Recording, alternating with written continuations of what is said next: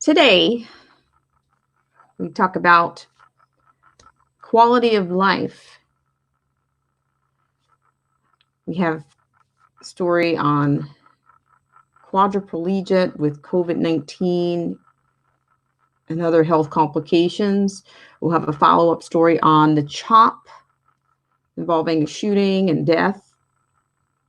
We have Chicago business owners taking on crime, children in the line of fire, and a pro-life legislator. We'll have a lot more coming up.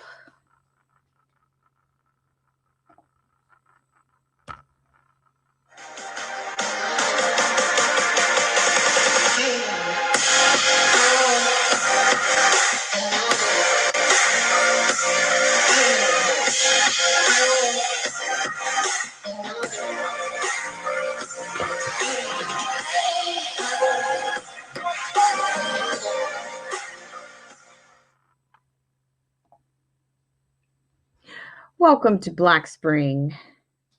And as always, there's no shortage on happenings in the news. We seem to have a common theme. It's a dark common theme, but I think it's important to recognize all things dark and light. And I'd like to do, as always, a shout out to Chrysler Imperial H. Thank you so much. Good morning. Thank you so much for joining me on this segment of Black Spring with Autumn. And as always, we will take another opportunity here. We're going to take an opportunity to, if you're looking for content creators, if you're looking for live streams, then you'll certainly want to take a look at our loyal patrons. We have Killer Whale Channels, Derek C. Williams, The Angel Muniz Variety Show, Definition of Anarchy, Sandy K, Chrysler Imperial H, and our newest patron, Little Miss Goth. I'd like to thank everyone for joining me on this segment of Black Spring with Autumn.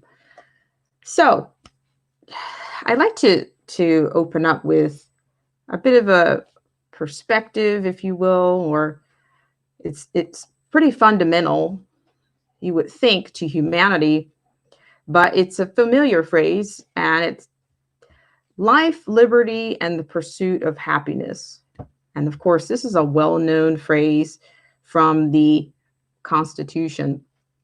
And to many, it sounds like more than a novel idea, that it's essential. Essential is a word that we are throwing around in perpetuity these days. But right now, or it just seems more obvious, that we have a rhetoric and a paradigm that is antithetical to this idea or to this mantra. So once again, I'd like to thank everyone for joining me on this segment of Black Spring with Autumn. So today, of course, the story we have, our headliner today is quality of life. Now, our first story will deal with healthcare. It will deal with the COVID-19, the contributing factors, just the entire the pandemic. We're going to revisit that, believe it or not. And so our first story will take us to that. And for instance, I mean, how does your doctor view your quality of life as it stands? I mean, who has the ultimate say or judgment for someone's quality of life? Is it the family? Is it the state? Or is it ultimately your doctor? Well, according to our vetted source, the New American, we had a bit of a situation in Texas that involved a quadriplegic with COVID-19. Now, this was written by Michael Tennant.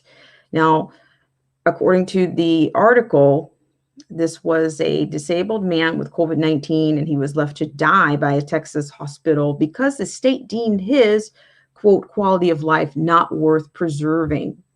Now, Michael Hickson was 46 and was in St. David's South Austin Medical Center suffering from COVID-19 and pneumonia, which he caught from a staff member at the nursing home where he was living as a result of his disabilities. Now, Mr. Hickson apparently had a previous accident which caused his quality of life to be somewhat, of course, a challenge and life-changing. So in 2017, he had a heart attack while driving his wife, Melissa, to work.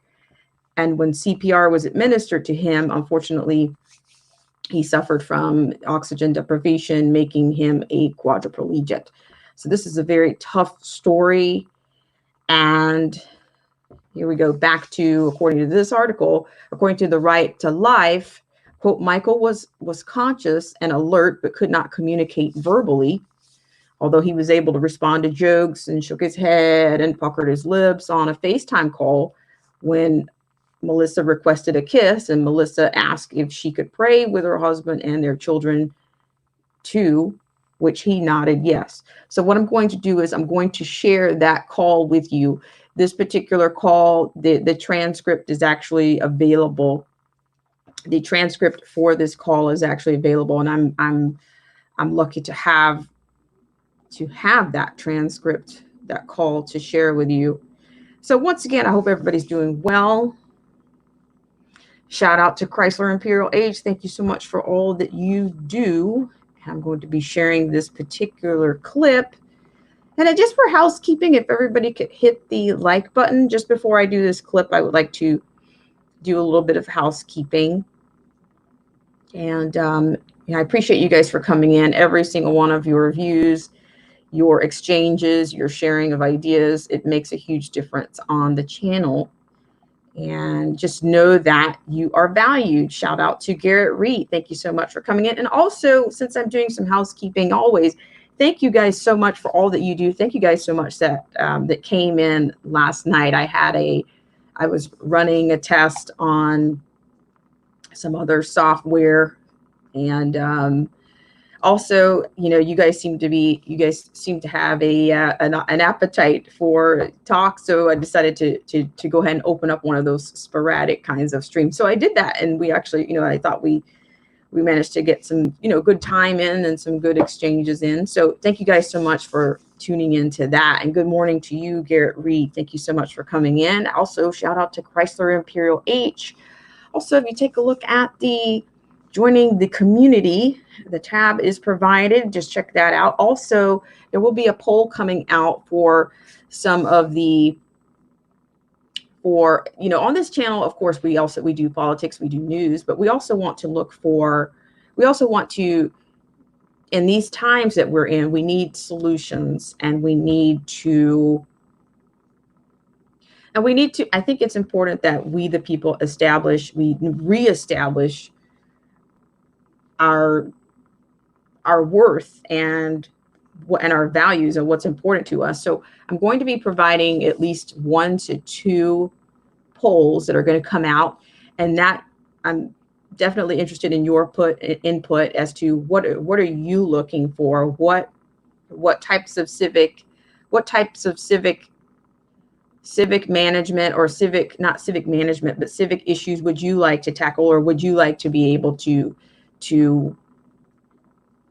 work on in your area? I'm not sure, I'm not familiar. Of course, everybody comes to the channel from different, geographic regions. And of course, we've got many things. We've got, of course, there's always education. There's always things happening. You always have NGOs that are coming in to make decisions in your communities. So I'm just interested to know what you guys are interested in tackling. Are you interested in attending any type of board meetings, whether they be school board meetings, whether you whether it's just city council meetings, all of these meetings are important. And our civic duties and our civic engagement is not limited to just going to the ballot box or the voting box. I think that's where I think some people, maybe that's the most active that they are. And after that, but also it's important that people, get to know the candidates that they're voting for, the profiles. Those are other types of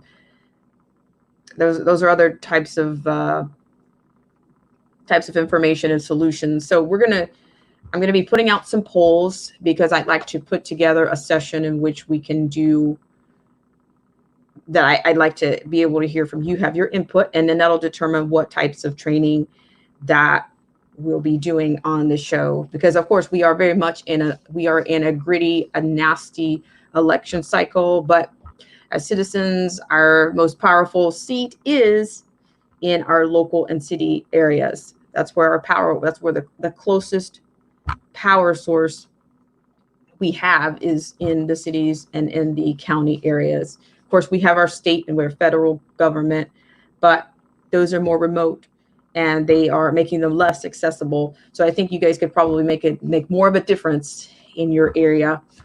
And maybe there's some solutions that you're looking for, or some things you'd like to, maybe you want to approach some of these settings, and you've backed off. I mean, we're at a time in which, many people aren't speaking up because I'm not sure if they get so far, I'm going to do this, and then they get so far and I don't know how to do that, so they eventually give up and they don't follow through with their engagement. So looking for solutions on engagements, and there's going to be some opportunities that I'm able to bring to the show, and I'd like to have you guys' input. So thank you so much for that.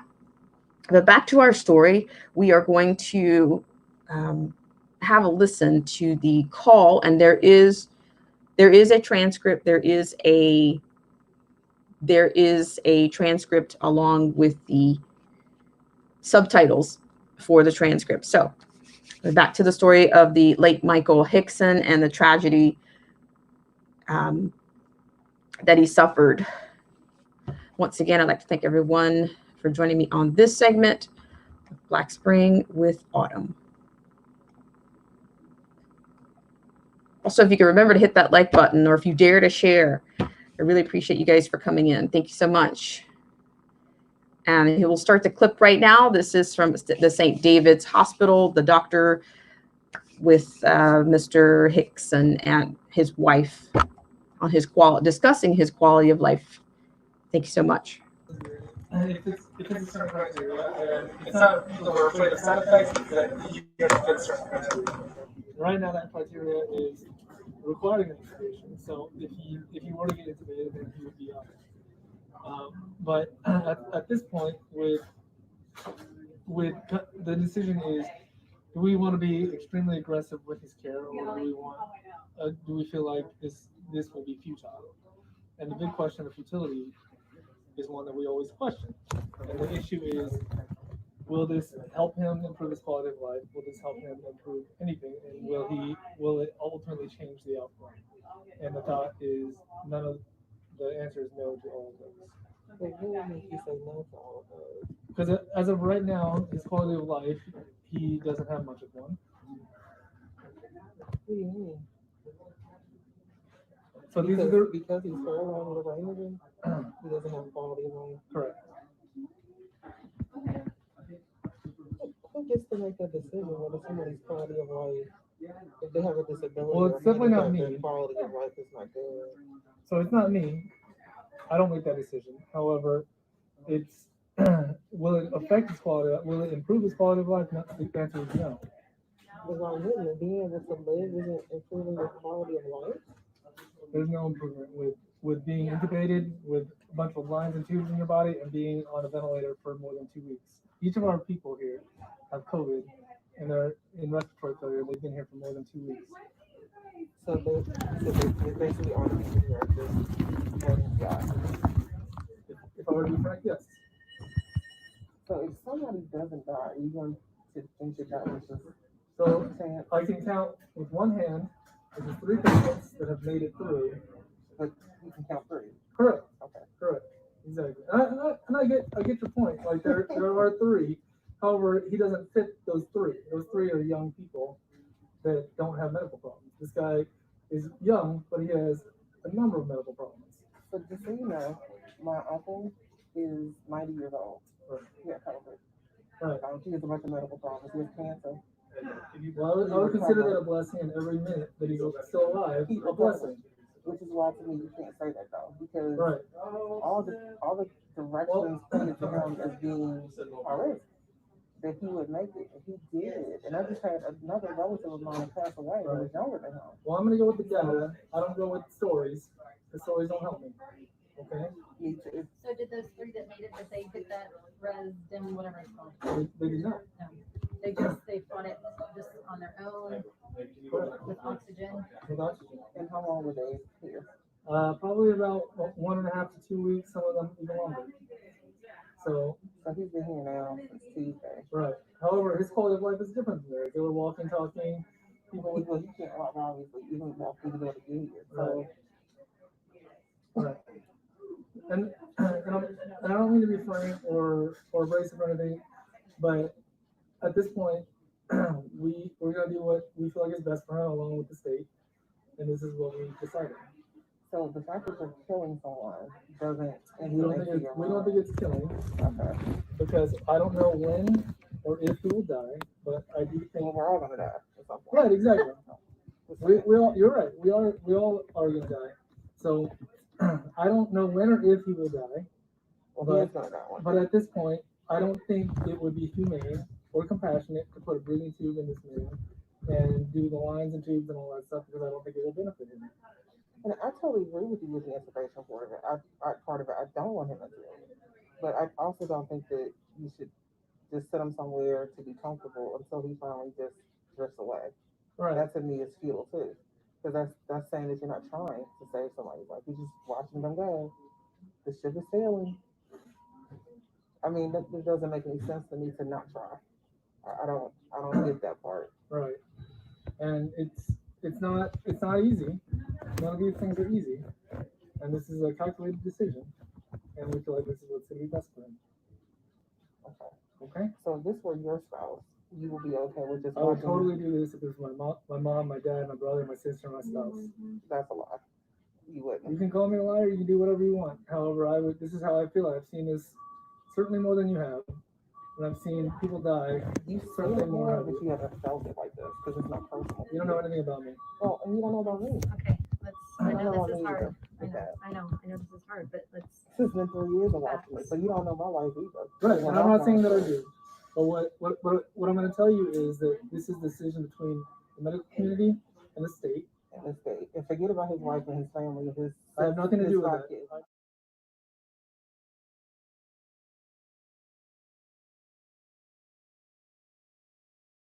Once again, I'd like to thank everyone for joining me on this segment of Black Spring with Autumn. Now, as you can see, that conversation was quite tense. And there again, the theme of this, the title of the headline for this particular show is quality of life. Now, I issue that in a rhetorical context, but when you have someone that is in a hospital facility and their care is ultimately, it's being administered by strangers, you've entrusted these people to care for your loved ones or your loved one, and they ultimately, at the end of the day, because they're in their care, it shouldn't mean that you have less of that you've lost connection because you are not the actual doctor or the caregiver or the caregiving facility. Shout out to you, Silly as I Want to Be. Thank you guys so much for coming in. We were taking a look at the late Mr. Michael Hickson, who passed away from, he was a quadriplegic and he had complications. He had COVID-19, which he caught from a staff member in the facility that he was in because of his disabilities. And it was a long transaction. Of course, in replay, you guys are welcome to replay this, but here again, COVID-19, everyone is going to have a unique story to tell about COVID-19 if you survive. And unfortunately, this family is always going to associate or be negatively impacted or commemorating COVID-19 and hospital care and custodial care of their loved one in a grim way. So I will go ahead and continue here. So this is a part of the source from the TNA. According to the Texas Right to Life, quote, Michael was conscious enough to communicate with his family, and that was his wife in that actual transcript in the subtitles that you were seeing on the screen. But the St. David's doctor decided that it was futile for them to continue to work with him. And basically he was saying, he drew it down to, this is between the state. This is my professional opinion, and the state is ultimately going to have the last say in your husband's, his fate is going to be determined by us. And we've already done that. So I would imagine that there's going to be some level of a civil suit that's going to come out of this. I would imagine there's going to be many civil suits that are going to come out of this whole COVID-19 deal. So there you have the transcript and the exchange there. So I'm going to go ahead and round this out. To long story short, and to say the least, is that, they let him expire based on the state's recommendation and this doctor's deeming his life, any life-saving measures for him, as futile, and that he wouldn't have quality of life because he had already lost his ability to walk and to talk, even though he had communicative quality, he could communicate. And I think this was a sensitive situation, but I do think that the family wanted to make that decision. And I believe this is not the last of that. So that is what happened, what the hospital did. And according to this article, while Melissa was battling another family member in court over who would be Michael's permanent guardian, a judge named the Austin area organization called Family Elder Care as a temporary guardian over Michael. And they wrote Texas Right to Life, quote, the Family Elder Care granted the doctor's orders to not treat Michael and instead place him in hospice. So there again, you had a bit of a rally between, who was the guardian, or, the conservatorship issues. This was a very complex situation. And like I said, I don't see where this would not end up in court. And of course, St. David's issued a statement on the matter on Saturday, said, quote, the loss of life is tragic under any circumstances. In Mr. Hickson's situation, his court-appointed guardian, who was granted the decision-making authority in place of his spouse, made the decision in collaboration with the medical team to discontinue invasive care. This is always a difficult decision for all involved. We extend our deepest sympathies to Mr. Hickson's family and loved ones, and to all who are grieving his loss, end quote. Thank you guys so much for joining me on this segment of Black Spring with Autumn. If you're just now joining us, if you could do the Channelytics and the channel a favor by hitting that like button. If you dare throw caution to the wind, you will hit the share button. Thank you guys so much for coming in. I appreciate every single one of you, and I hope that you are off to a great start on your Tuesday. And so to round this particular story off, the next day, members of a disability rights group, the Americans Disabled for Attendant Programs today, ADAPT of Texas, protested outside of St. David's. One protester sign read, quote, disabled, not disposable, end quote. Another's called for, quote, justice for Michael Hickson. Quote, I'm struggling to understand how and why this could ever happen. I lost my best friend, my better half, the other half of my heart, end quote, Melissa told Texas Right to Life. Quote, I was stripped of my rights as a wife and left helplessly watching my husband be executed. I have no other words to express how I feel today except hurt, angry, and frustrated, end quote. So that was Mr. Hickson's wife in that horrible situation. Shout out to everybody in the stream. Take this time to shout everybody out in the stream. Shout out to Chrysler Imperial H. Shout out to Garrett Reed. Shout out to the Spirit of Liberty 1775. Thank you. Hanging around, doing well, Spirit of Liberty. Shout out to Celia's I Wanna Be. Thank you so much, Celia's I Wanna Be. I will certainly check this out. Spirit of Liberty says, I'm not going to lie to you at all. But that doctor would have been asking his medical staff to get him some medical assistance, because I would have jumped on him something fierce. Yeah, I mean, you know, the intubation seems to be the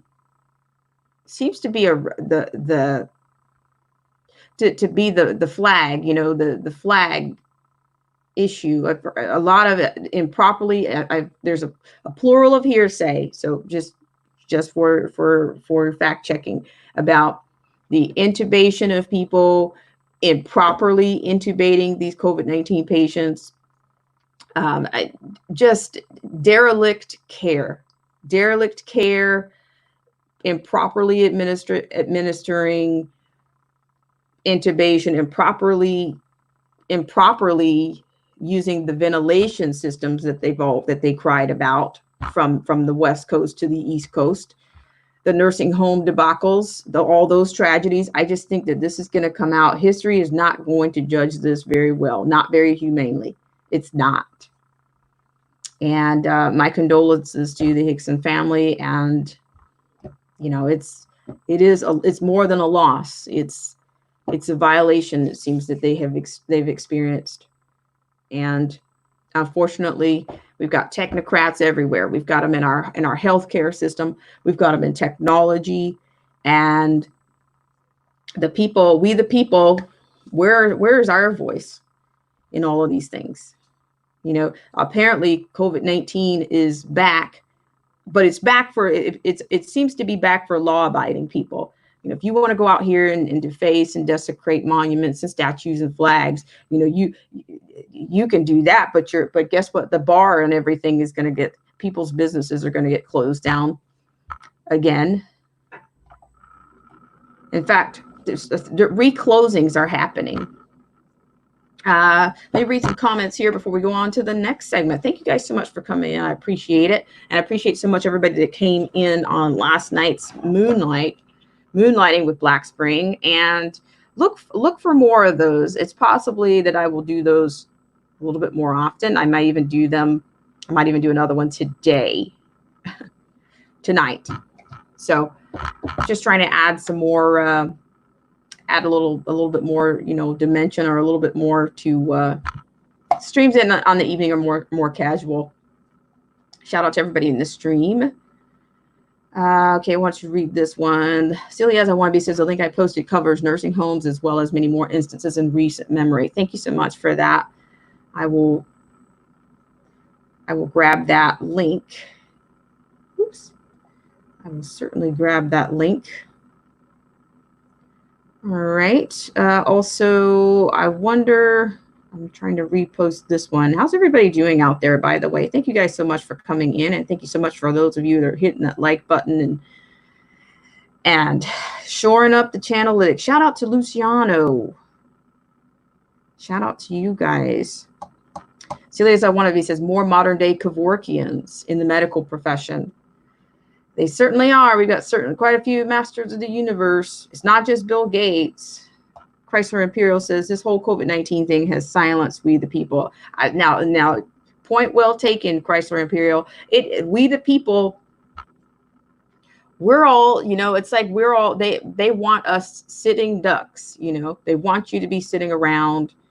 God bless America from today. Thank you so much. Say they want you to be sitting ducks for people to come and attack you, to come from the shopping centers and into your homes. Now, you know, I think we talked a little bit last night about the couple that were basically defending their home out of St. Louis, they're attacking them. So, but but you can be sure that those people didn't approach their home. They didn't lose anything. So shout out to everybody in the stream. Shout out to Celiaz. Nice to see you as usual. Shout out to Luciano.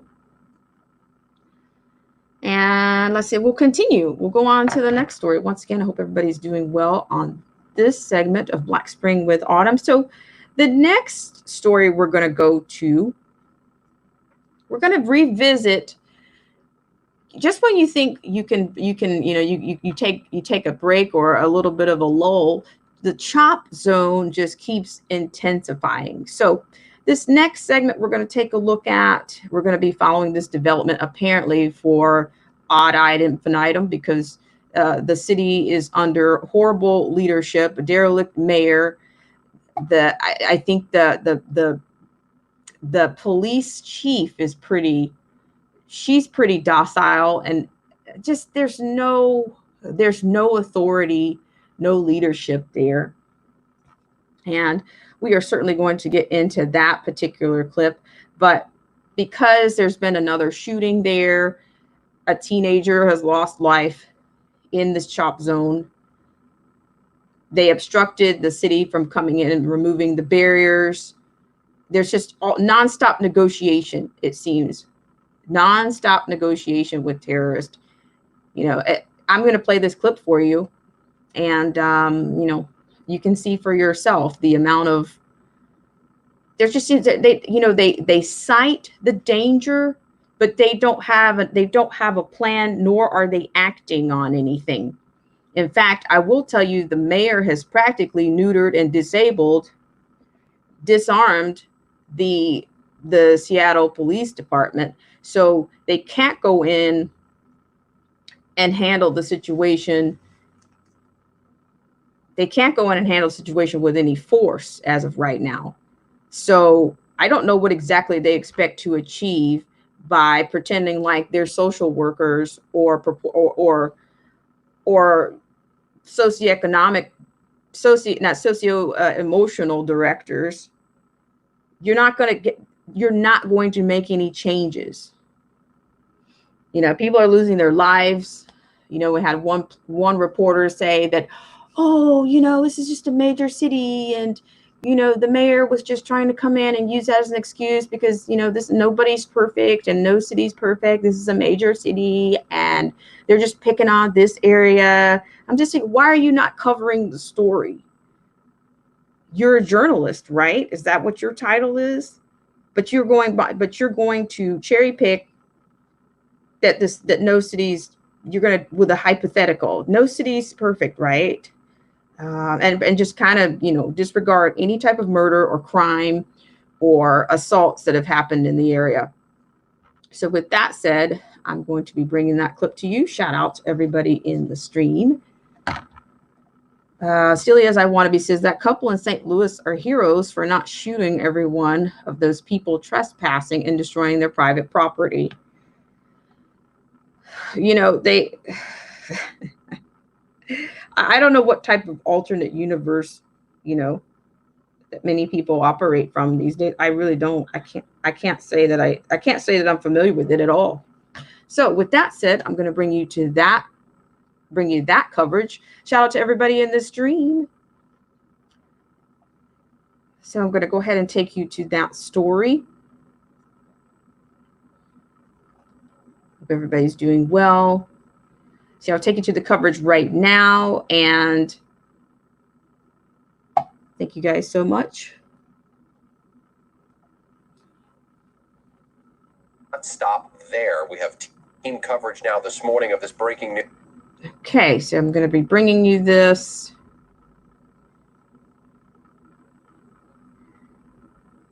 And we also have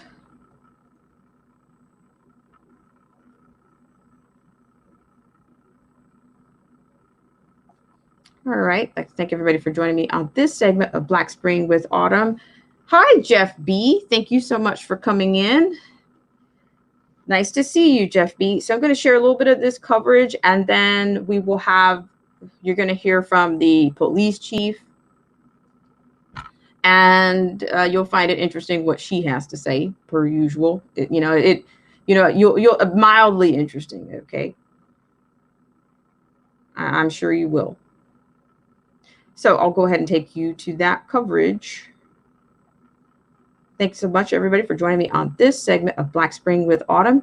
If you continue to support the channel by just hitting that like button for the Channelytics, it's greatly appreciated. Coming to you right now. Now live near the C.H.O.P as we learn more about the shooting. Kayla, you've moved closer to the scene there safely. What are you learning? Well, right now it is a really, really calm scene. There's still a few people out here. Most of the people here at C.H.O.P have pretty much cleared out, but they do have a couple people that have stayed behind just to check out the situation in the scene. But Seattle police did tweet out much earlier this morning that 2 people were shot near 12th and Pike. And that's all we really know from the police end of what's happening. Other than that, we're getting a lot of our information from live streams and videos that came out during the shooting and directly after. And on these live streams from Converge Media, protesters from C.H.O.P say a white Jeep drove through Cal Anderson Park and toward one of the barricades. At some point, there were gunshots. And we can see in the video that there are bullet holes in that white Jeep and the windows are broken out. People on scene say some of the protesters within C.H.O.P pulled 2 people with gunshot wounds out of that white Jeep and rendered aid to them. But this wasn't the first report of gunfire of the night. At around 1:15, there were some loud bangs that went off at 11th and Olive, and there was some confusion over whether it was fireworks or gunshots. Most people believing those were gunshots. But as for that confirmed shooting that happened at around 3 a.m., and here's a clip from Converge Media's live stream just after the shooting, breaking down what they say happened. This vehicle right here was driving around the neighborhood and did a drive-by shooting, and then came through and crashed through the barricade. That would be the southern barricade, the one that borders Pike Street. When the vehicle came through and crashed through the barricade, the vehicle was met by force. And now we've been here for a little while now. We did have some people talk to us saying that they were here when that shooting happened, witnessed the whole thing, and that they were kind of nervous about still being here and being shown on camera. So there is still some nerves around the situation that happened last night, of course. And today is when Mayor Jenny Durkin says that some of these barricades are supposed to be coming down. We don't know exactly what's going to happen with that, especially after. Once again, I'd like to thank everyone for joining me on this segment of Black Spring with Autumn. So there again, you have more activity in the C.H.O.P zone, and the mayor is, can I say the word impotent? She is purporting that barriers are coming down, and she's also disarmed and neutered her police force. So how does she intend to get the people out of the area at this point? It's beyond, it's just staggering, the amount of what's being tolerated, because I just don't believe that these people are going to disperse. I don't believe that it's going to become some safe summer of love. It's not the summer of love. It's clearly not. So with that said, shout out to Chrysler Imperial H, who says, question, does anybody know if a mayor of a city could be impeached like they do with the president of the United States? Now, that's an excellent question, Chrysler. I would imagine that maybe at least she could be recalled. I don't know. That's an excellent question. On the civic level, can a mayor be recalled? That's a great question. I would imagine, but the thing about it is that the businesses are leaving that area. They're leaving because she's negligent. She's not protecting them. She's not protecting their lives, their property, their homes, their businesses, their lives. 6 or 7 blocks have been seized, and yet she's negotiating with homegrown terrorists. So from that, I would like to take you to a bit of a press conference with the the police chief, Carmen Best.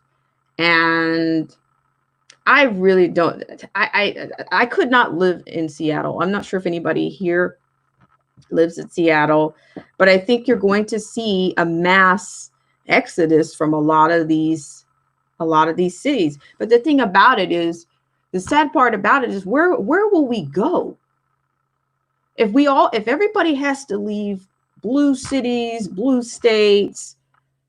In fact, if on the collective, the country, where do we go? Where do we go? Just declare all out war, or where do we go if these cities keep failing? You know, I've seen a lot of people, that's been their solution for California. Oh, you should leave. You should leave. You should leave. Well, but the people are also transferring their mobile, yeah, and they're taking their ideas to another state that's not that has different, that has been historically, you know, had different values.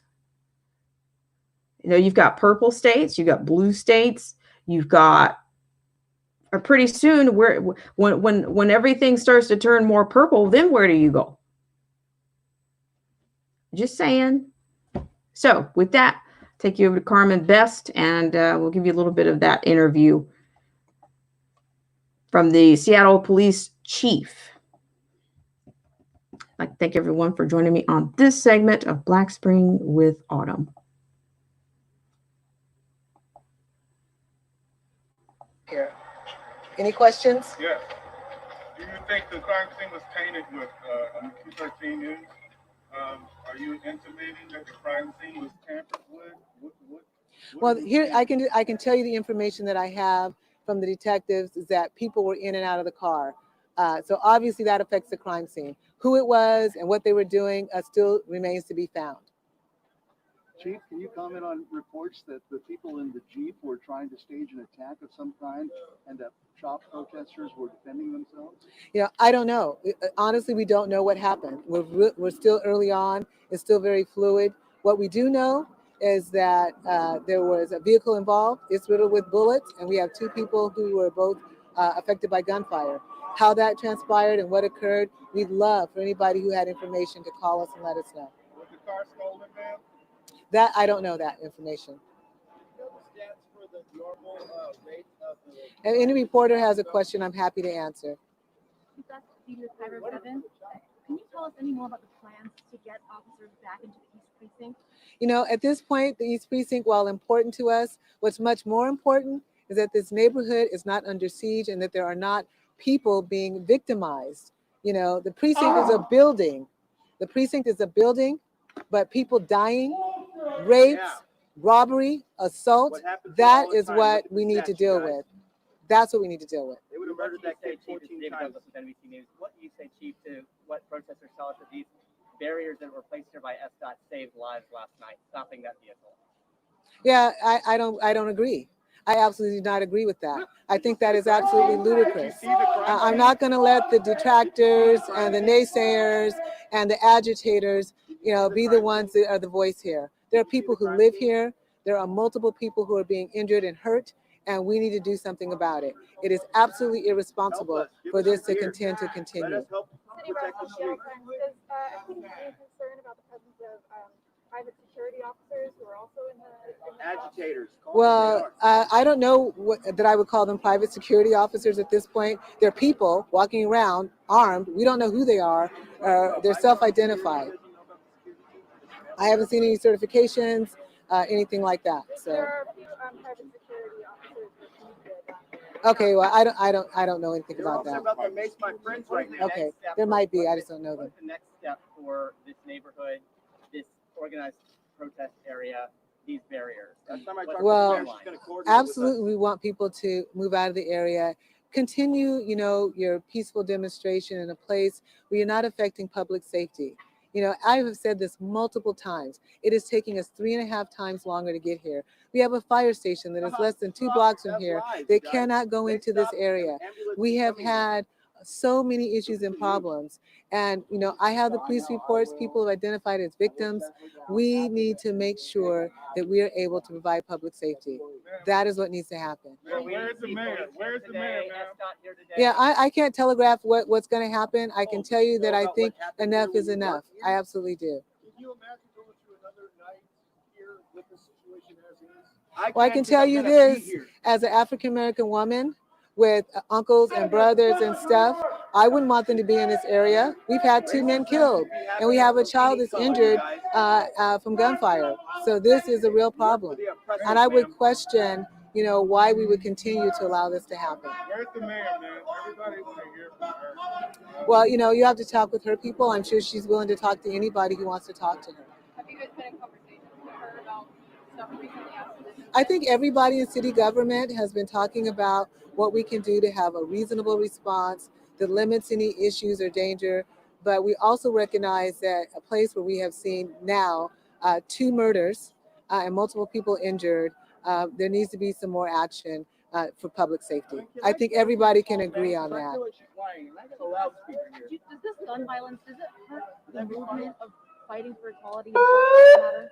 Well, I absolutely think that the fact that is so rude. This is what I'm talking about. This kind of behavior is irrational and unacceptable. And so the fact of the matter is that I didn't got your question again. My question was this gun violence hurts the movement and Black Lives Yeah, Matter. well, Black Lives Matter has affirmatively stated that they're not involved in this movement. You'll have to talk to them about it, but we do know that Black people are dying, right? So I'm going to take 3 more questions, then I'm done. No one's in custody at this time for this. Are we good? Yeah. Do you have a plan for your return to the precinct? We're going to figure out how we're going to get back into this area. Mostly we're trying to make sure that we're peaceful in whatever that we do. One last question. Omari. Can I get my question? Thank you. Excuse me, Chief. I was here on Friday, of course, when SDOT came in. I heard the mayor talk about if SDOT comes back, that they want the police, because she said that she saw a protester pull out a gun, or that she heard a protester pull out a gun. We didn't personally see that. But my question to you is the police going to work with SDOT whenever they come in here and escort SDOT in? Have you guys talked about that? I think whatever the options are, we're going to make sure we coordinate with everybody in the city. I can't telegraph or tell you the specific plans yet. In all honesty, we just have to work through that piece of it. But when we're ready to do that, we will tell you. You've deflected every I thank you all for being out here. I mean, I can tell you from my own perspective, we absolutely believe in the cause. We absolutely support Black Lives Matter. But, this situation, as your reporters are walking around, you can see that it can be dangerous and unacceptable. And so we're going to have to work through this. But this is not safe for anybody. Not anybody. Multiple cases, 2 murders. And it's not right. So thank you for your time.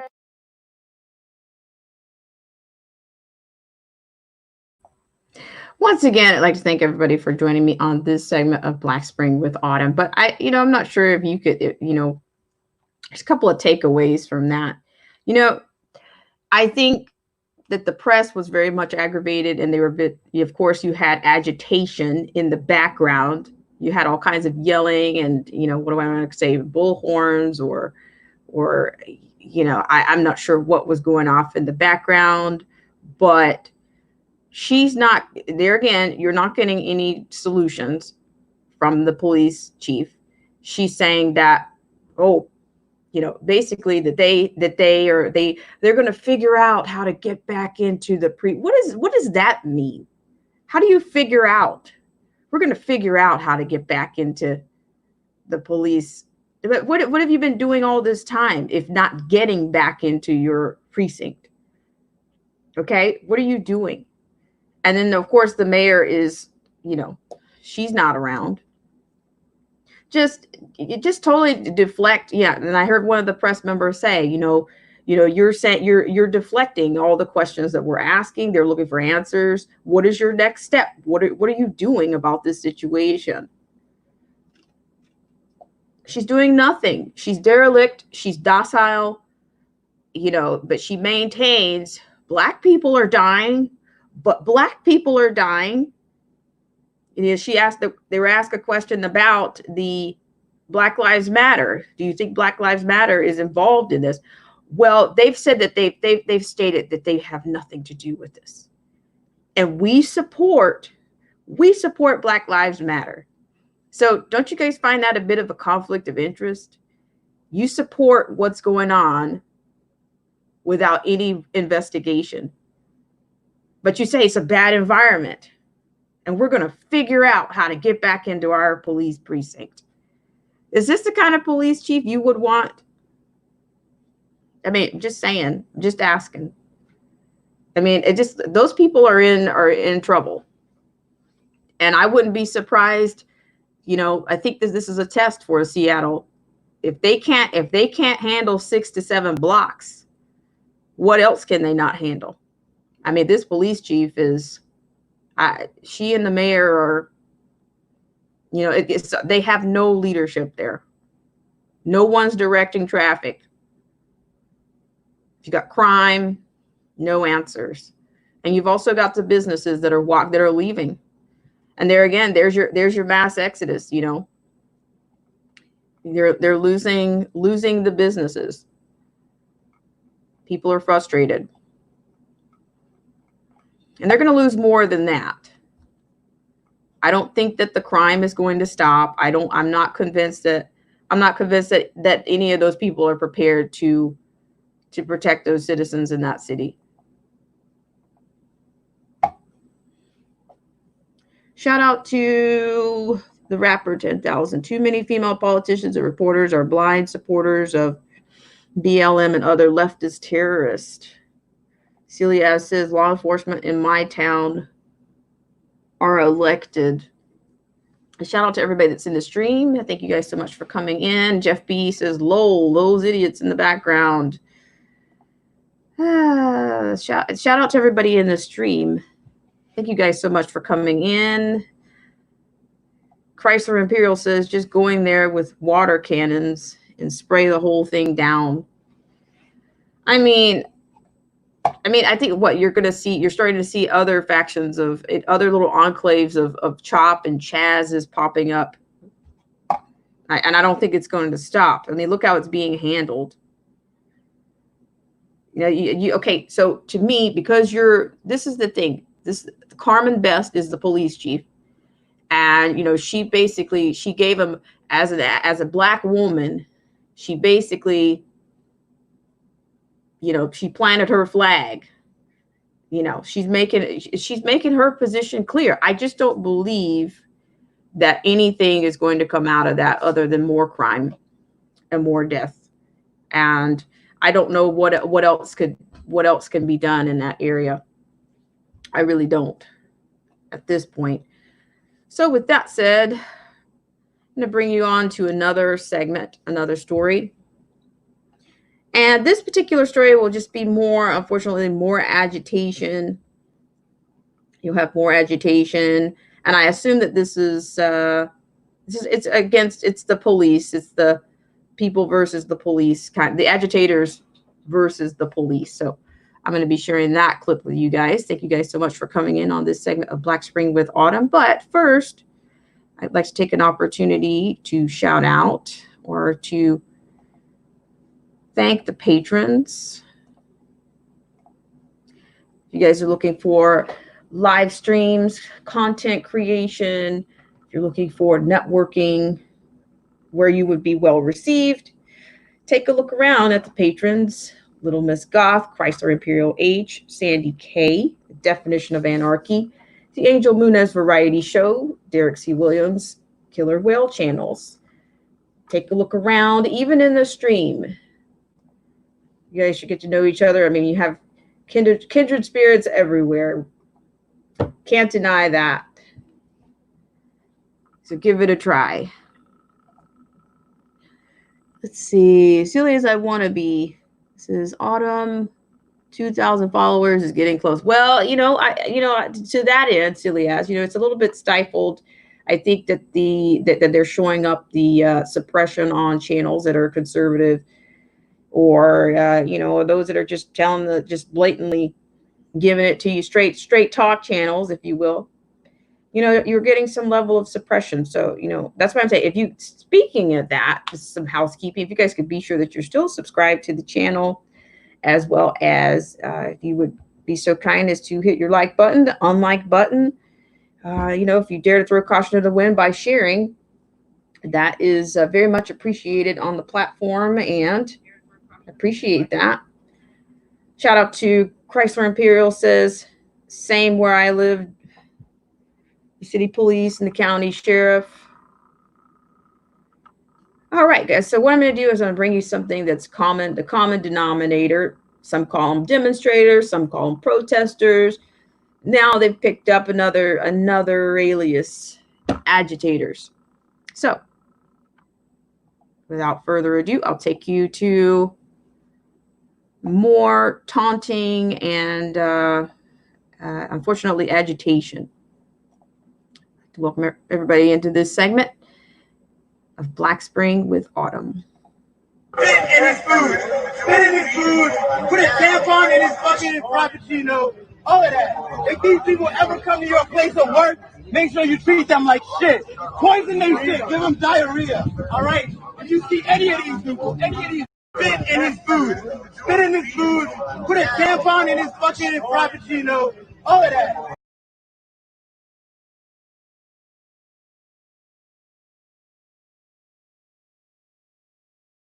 All right. So there again, I apologize for the obscenities, the profanity, the belligerence, the usual suspects. But this is the kind of thing that, you're a law enforcement officer, you're dealing with that.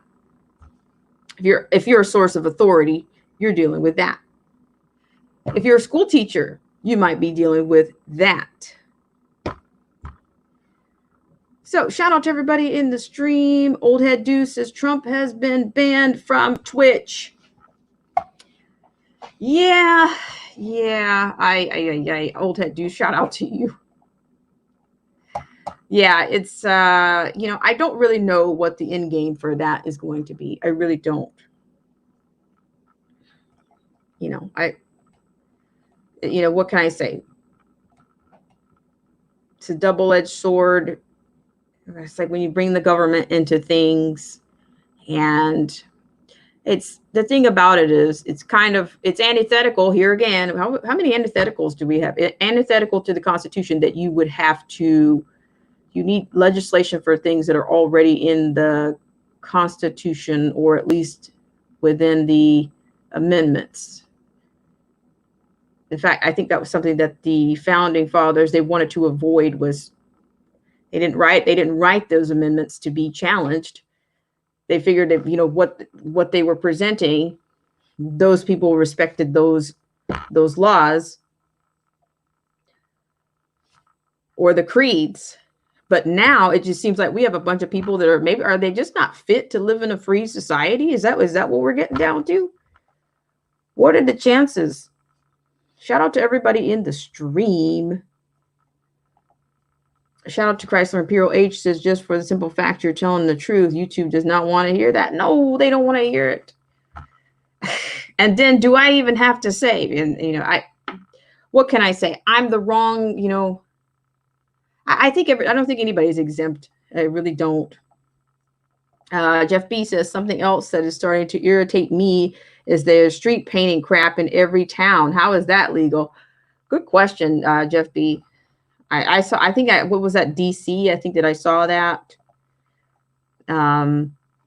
It's just a total, it just seems like we've lost, that there's no control over what's going on. There's no real control. The only thing that's being done is, we're going to the Supreme Court with everything. And I talked about yesterday about how, of course, the federal judges have confirmed 200 conservative. Now we'll see how that plays out. I mean, when you got neocons appointed by George W. Bush, like Justice Roberts in there, I'm not even sure if that's going to, you've got rhinos, you've got infiltrators, you've got agitators, you've got community organizers, you've got activists, you got all these elements working against way of life. Shout out to Kona Noxik. Thank you so much for coming in. Are you new to the stream? If you can hit that like bell or unlike. Thank you so much for coming in, Kona. Shout out to Jeff B. He says, I've seen that about Twitch. I have been banned 3 times now on Twitter in the last few weeks. So okay, for those of you that are familiar with being banned, is that the same thing as, would that be Twitter jail or same thing as Facebook jail? Do they reinstate you or? Celia is, okay. I'm letting you guys do your own. I mean, you guys made a comment once about me reading all the comments. That never occurred to me. Never occurred to me that I was simply reading comments, reading everybody's comments. I figure, I just put them up. And I do value your guys' sharing and opinions. And there's a lot going on. So, yeah. So there, you had a little bit of agitation for your Tuesday. That's pretty much par for the course, right? Agitators, radicals, what's the other name? Protesters, demonstrators. I mean, what else are we going to call them? Well, yeah. All right, so let's move on. Let's move on to the next story. Hope everybody's doing well in the stream. Hope everybody's doing well. Let me just do a couple of shout outs here. Shout out to Kona Noxic. Shout out to Celia as I Wanna Be. Shout out to Jeff B. Thank you so much for coming in, Jeff B. Jeff B is an original Black Spring. He's one of the first people that tuned into my live stream. So Jeff B, you are definitely an honorable mention on the support of the channel. And I really appreciate you and your presence and your sharing of your ideas. Thank you so much for coming in. Old Head Deuce, nice to see you. Shout out to you. Shout out to the rapper 10,000. I might read your comment a little bit. Shout out to Kona Noxic. Shout out to Celia as I Wanna Be. Shout out to Chrysler Imperial H. Thank you so much for all that you do.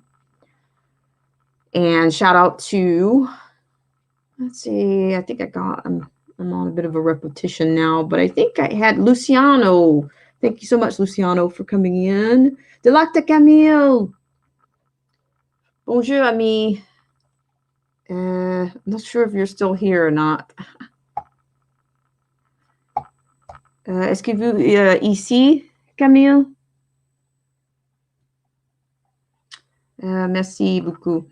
The rapper 10,000, shout out to you.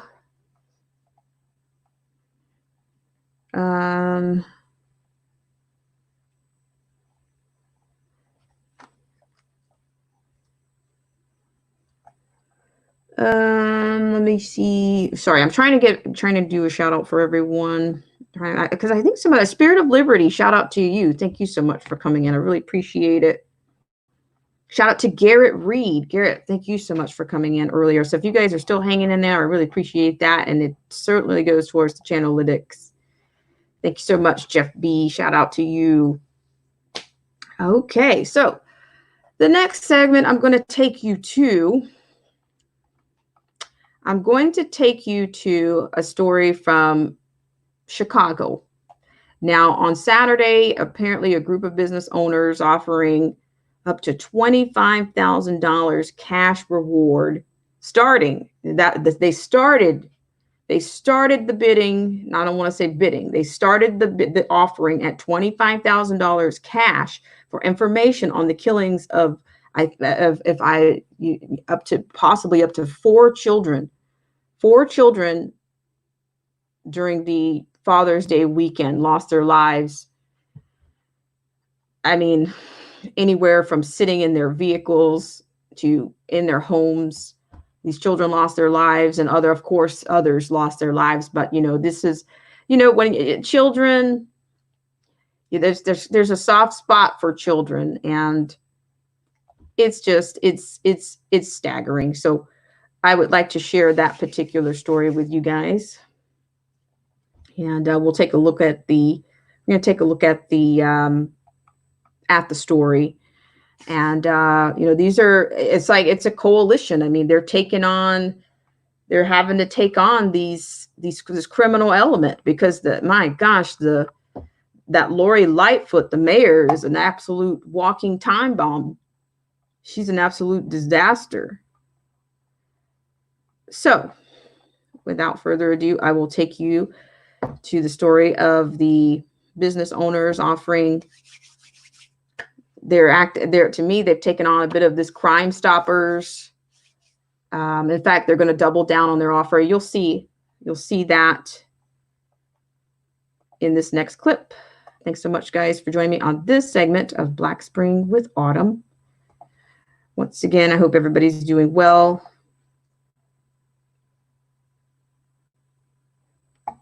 Okay, I want to thank you, the members of the press, for joining us today, obviously. Okay, give me just 1 second. Okay, so I'm going to be sharing the this. news over the last 24 to 48 hours has been very, very disappointing. The 1-year-old who was killed last. Okay, so just give me 1 second. We're seeing a meeting of the minds. We're seeing people are coming together. They're bringing their resources together. I don't know how in the world that Black Lives Matters could get away with such an oxymoronic title and be a total contradiction. It's a straw man movement. So once again, I'd like to thank everyone for joining me on this segment of Black Spring with Autumn. I'll give you a bit of this so that you can get some context as to what they're offering. And I don't know, maybe you guys can help these people. I do applaud them for what they're doing, but they need some teeth behind. They need some teeth behind the crime stopping. You got to have some teeth, not just cash. You need some teeth.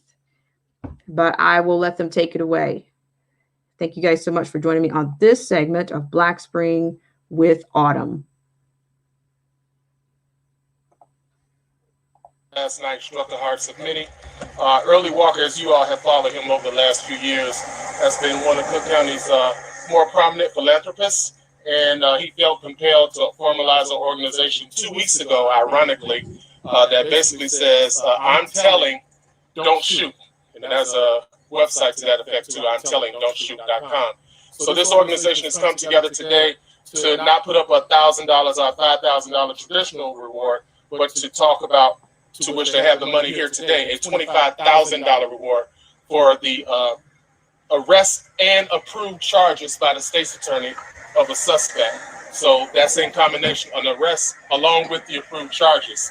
And so these business leaders have joined Mr. Walker as he's assembled them and coalesced them here today, along with our fascinating Alderwoman Stephanie Coleman, to not only bring attention, but to get the word out. We want people to stop the no snitching code. That's out. We got 1-year-olds, 10-year-olds, 3-year-olds being killed now, and it's time for the community to step up. So to that end, I'll have Mr. Early Walker come at this point. You all can step in a little bit closer, out on each other. Social distancing. Okay. Early Walker, EARLY, WALKER, philanthropist and business owner. I want to thank everyone for coming out today. As Sean stated, we have decided to correlate a group of business individuals. We are calling ourselves, or the name I should say is I'm Telling, Don't Shoot. This is a group of business owners that are pretty much fed up as it relates to the gun violence within our communities. I am a dad myself. Literally weeks ago, we just had a march in regards to the killings of our young boys and young sons. And something has to be done. We are tired, fed up as it relates to the gun violence. Innocent bystanders are being killed. Our kids are dying at a fast rate. And it's time for some type of a change. So we have combined a group of business owners. Some are here present, others are not, that have come together, and we are putting our dollars behind this initiative. Our least expensive or least amount of reward will be $25,000. If we don't get the results we want, we will come back with another $25,000 to add to that. We got to do something. As it relates to our communities, I feel like I always say business owners need to get engaged, and I am absolutely ecstatic that these business owners that are standing behind me, along with Alderwoman Coleman, as well, standing to support this initiative, because we need to find the killer of this 1-year-old. Also, I'm urging the killer to turn himself in. He turns himself in. Our organization are willing to put dollars behind him as it relates to his legal fees. So we want the killers off the street. That's our main objective, as it relates to our babies being killed, our children being killed due to gun violence. We have lost 10 kids in the last few weeks under the age of 10. So something needs to be done, and we are stepping forward, and we're putting our money where our mouth is. We'll hear now from Alderwoman Stephanie Coleman, and then you'll come back and do the introduction. Hi, my name is Alderman Stephanie Coleman, STPHANIE and I'm the alderman of the 16th Ward, which this unfortunate incident of the shooting of the killing of Sincere Gaston happened yesterday at 6135 South Halsted. I just want to commend and thank Mr. Early Walker and these wonderful businessmen and women. And as you can tell, these are young people. We are young people coming together and putting the message out that crime has no business doing in the 16th Ward. It has no business in the city of Chicago. So we are asking and pleading to please call the hotline if you know anything. We'll share that information with you. But I just want to thank Early and Mr. and Mrs. Scott that are here today for stepping up and taking charge, because this is our community. And we refuse to let crime take over the narrative of our community. And I often say this, I'm proud to be the daughter of Inglewood, because good is in Inglewood. And we're going to change this narrative around, and we're sending our prayers to Yasmin, the mother who was gazed in yesterday's shooting. But Sincere deserved to live his life and grow up in the Inglewood that I know and love. Generations of family, businesses, and all of the wonderful things that we have going on in our community. So step to the side there, Alderman. Thank you. Mr. Scott, can you come up and give your self-introduction, name and spelling, please? My name is Christopher Scott, common spelling Christopher, last name Scott, S-C-O-T-T. My wife and I are the owners of Opulent Credit Builders. We decided to get involved with this because we're tired of it. My wife owns daycares. She's dealing with kids every day. So for this to happen, even over in this ward, it touched our heart. So what we're doing now, like Early Walker said earlier, that we're putting our money where our mouth is. It's time out for the old rhetoric, the old politics. Everybody want to be a business owner? Okay, step up. If you're a business owner in this ward, you need to step up and contribute money to the funds that we keep putting behind. We don't, the 25,000 won't get you. Okay, we're gonna put another 25. So that's 50,000 we putting up. If 50 won't get you, we're gonna put up another 25. If that 75 don't get you, we're gonna put up 100. So you telling me with $100,000 reward, nobody's gonna say nothing? You have to, but just to let you guys know, we have the money on hand. We have it on hand in cash. Call the tip hotline. I will personally bring you this money in your hand. If you need help with your rent to tail, listen, we're gonna pay that. We're gonna do that. Like we said, we're gonna help. Just turn yourself in. We're gonna give you some money for legal fees. We're gonna make sure before you go to that police station, you are in shape, your health is good, so don't nothing say something happened to you. So we're standing behind this 1,000%. Before I introduce the rest of the business owners that have decided to partner with me with this that are here, I do want to give the tip hotline number. The tip hotline number is going to be 312-747-8380, 312-747-8380. Also, if you guys want some more information as it relates to what we're going to be doing, the website is www.imtellingdon'tshoot.com, www.imtellingdon'tshoot.com. I want to thank the Scotts for their contribution to this as well. I also have Pamela Blackman, who is the owner of Joy Management, that is here. She wants to come with some words. I also have Tiffany here, who is a restaurateur, business owner as well, that is here as well. So if they would like to come forward to speak.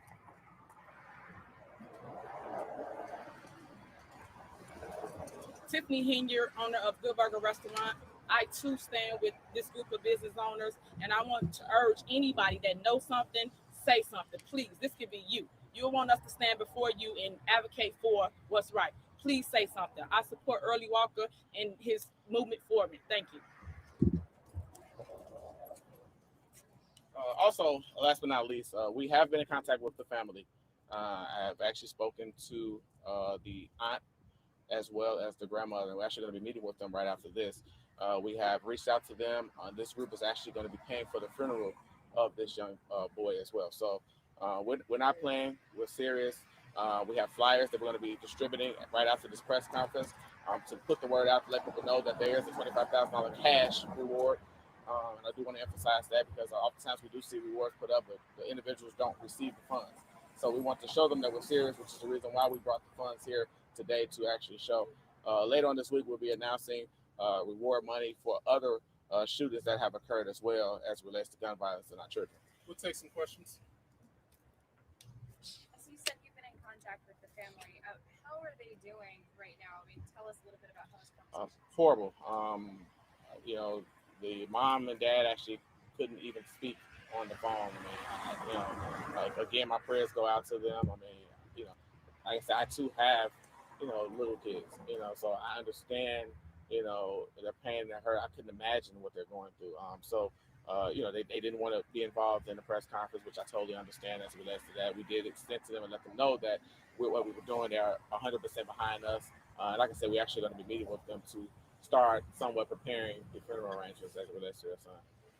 Do you think that there's anything more that the police could be doing to tamp down some of the violence and sort of make sure that kids and everybody are safe? So I think that at the end of the day, it's not just on the police departments. I think that is a community effort, which is the reason why I decided to start this cause. I think that business owners need to start standing up. We are in these communities where the violence is happening, and so if we want it to stop, we need to start engaging. We can't just put all of the blame on the police. We have to be willing to help. I mean, it's easy to say, hey, they're not doing their jobs. It's easy to say they're not doing enough, but what are we doing? So to answer your question, I would say that I do feel like they're doing what they need to do. It's time for us to do what we need to do. And to kind of piggyback off of what she asked, do you want to see more police presence and less that's scaled back? I do. I think it needs to be more police presence, but I also think it needs to be more business presence. It needs to be more clergy presence.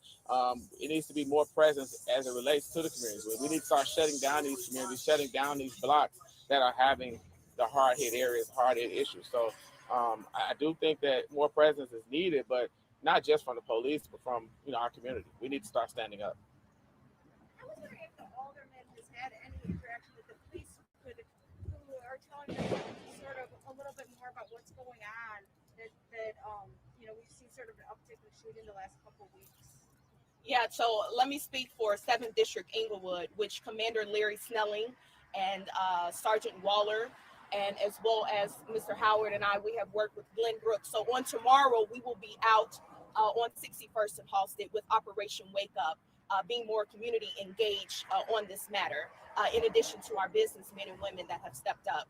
But Area 7 detectives have been out because we were concerned about retaliation on yesterday. So I would like to report that we have succeeded and not had a retaliation those actions that happened on last night because 7th District has stepped up. I want to commend 7th District because we were all concerned that more shootings would happen as a result of what happened to this young baby, baby Sincere. Can I add to that for a second? Yeah.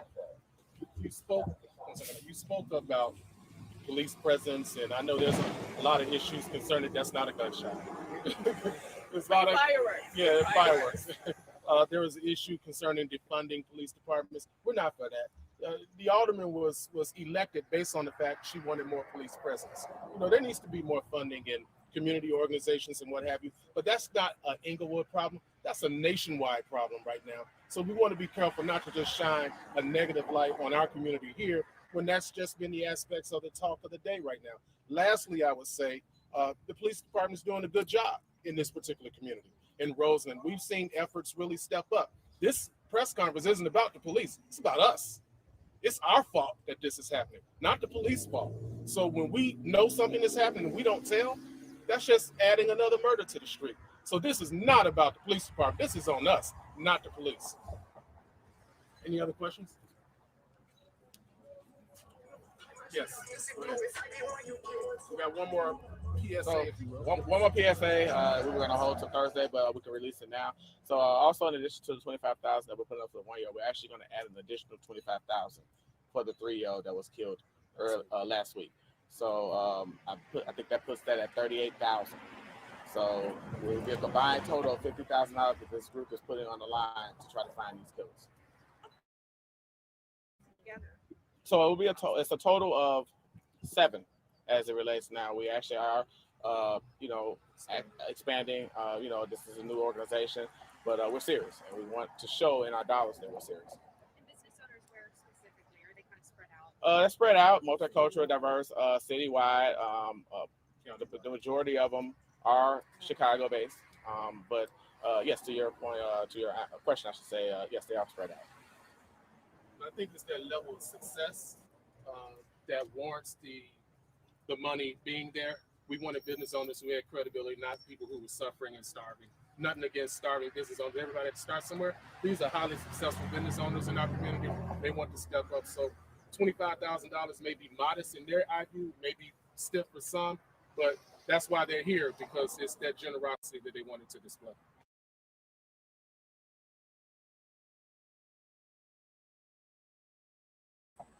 Once again, I'd like to thank everyone for joining me on this segment of Black Spring with Autumn. Well, I will say once again that I find it very courageous, and I think it's a huge step in the right direction, that the business owners they want to have a role in crime, in stopping the crime. But I think that they're going to need some other reinforcements. I really do. And, I just don't, I mean, they have such mass, it's such a mass problem. And the fact that there would be a movement or some type of campaign for anything other than stopping it is absolutely disgusting. It's inhumane. So if I see anybody flapping around BLM, or I will not support. I will not support even these establishments. It's plastered all over their things. It's on the doors. You're starting to see them on the bottoms of advertisements. It's absolutely everywhere. But you ignore that. You ignore that. Now, to my next point, I'm going to give you, this is one of the final segments of this segment of Black Spring with Autumn. This next installment, I thought it might be important to hear a story from somebody, put a face with actual name here. There's a lot of issues there. It's a complex problem. It's a complex tragedy. What's happening there now? This is Chicago, USA. It's not Chad. It's not Lebanon. It's not Northern Ireland. It's not a part of the Middle East. This is happening in the United States of America.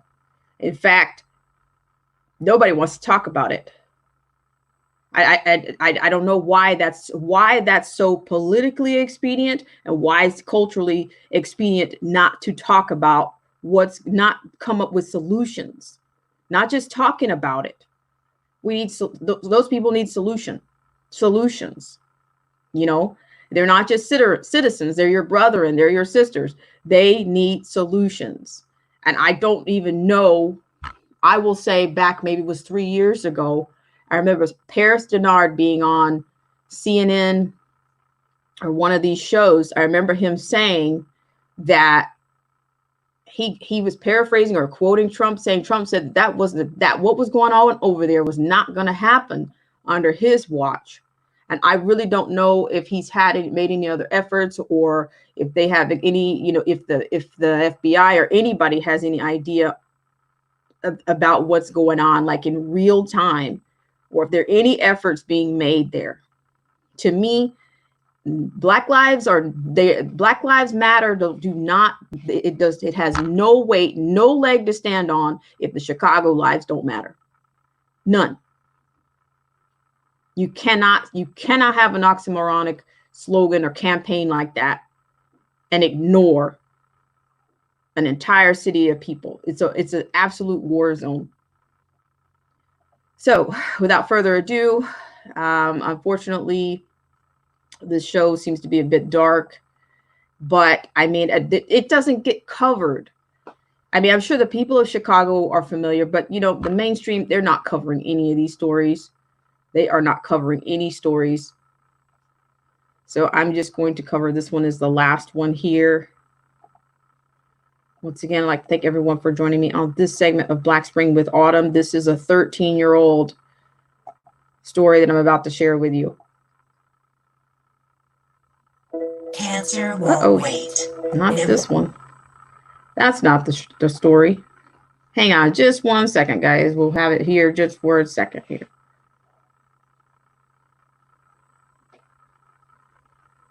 And this is actually coming from a local source of news here. So it looks like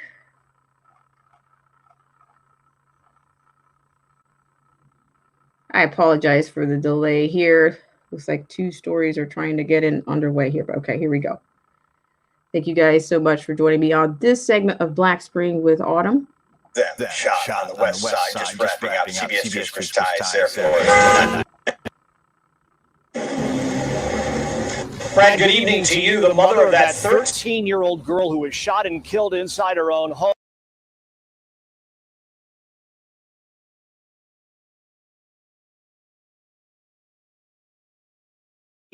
In the dwelling of their home anymore in Chicago, in her opinion. Tonight, her daughter and 3-year-old Makai Jones being remembered here at this vigil on the west side. Jones, as you'll recall, was the 3-year-old boy who was shot and killed in the backseat of his stepfather's car.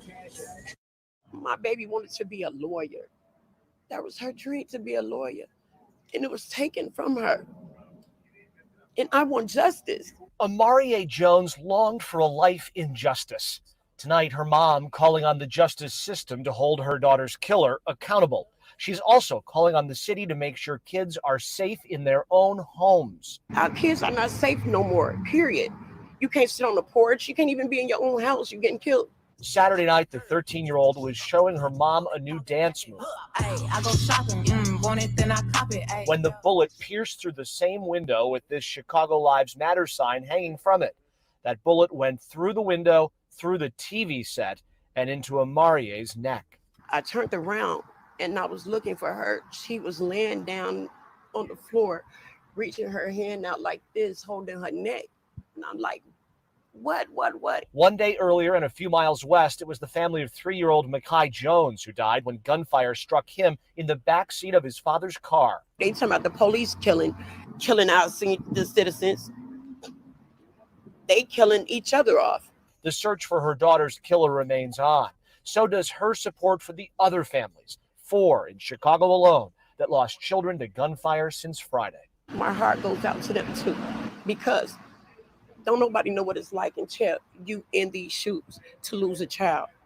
You might sympathize with us, but you ain't gonna feel the pain till it actually happened. This crowd has continued to grow in the last hour. The mother in this case says she is calling on that shooter to turn themselves in this case.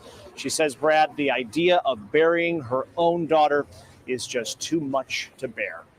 Live on the west side, Chris Tide, CBS 2 News.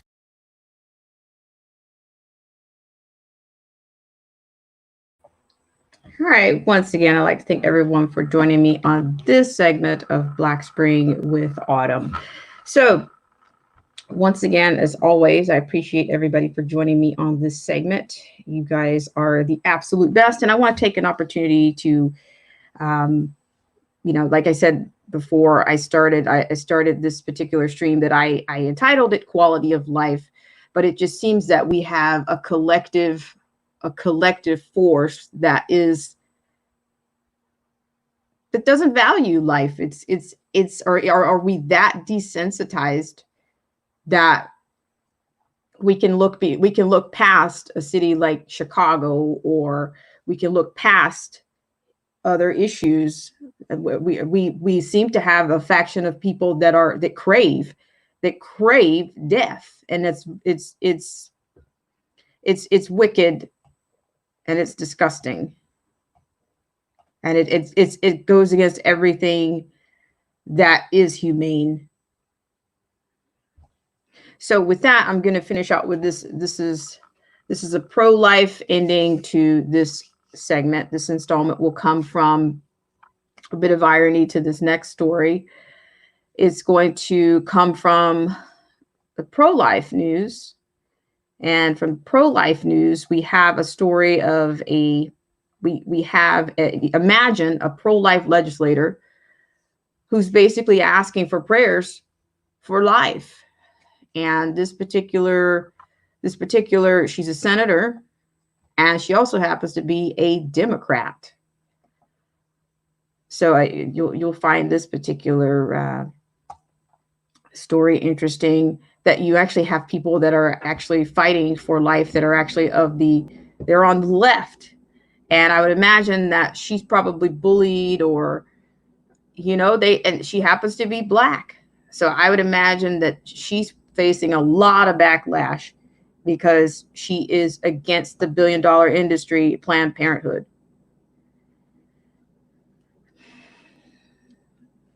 Shout out to Silly As I Wanna Be.